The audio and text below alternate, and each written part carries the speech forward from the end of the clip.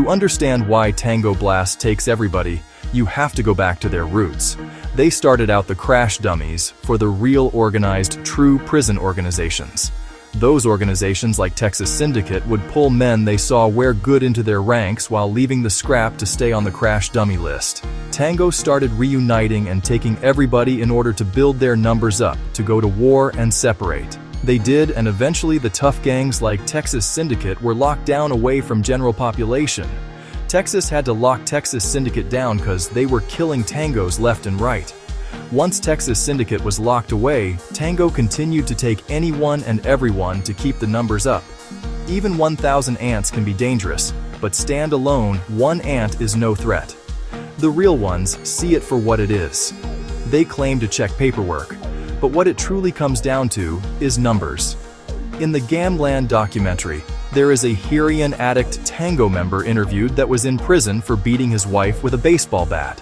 Now, of course, that's scrap. The elite prison organizations would never accept him. Then here recently there's a Tango member by the name of Smooth who was exposed for having a child case. Check Game was recently interviewed by Ian Black, and he tried to separate himself, saying, "We don't take people like that." Oh, but y'all did. And there's many more, that's just the ones that slipped up on the internet. Check Game even made a remark in his interview with Ian Black that the brothers never want to fight them. All they want to do is talk like the brothers are scared of them. I guess they have forgotten that the only reason a bunch of crash dummies function on Texas main line is because the state of Texas protected them by removing the more organized organizations off the main line. Texas basically made them protective custody on GP because they removes their enemies. They don't clean house much because they need the numbers to maintain that. Check Game also appeared a little racist on the Isn't Black interview, claiming that whites are just raped by blacks in prison, knowing full well that doesn't happen that often.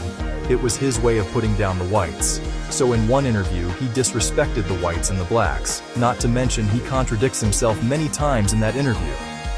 First by saying they don't extort people, then tells a story of extortion, then tries to play it off by saying that member did it on his own. He still represents the whole blast.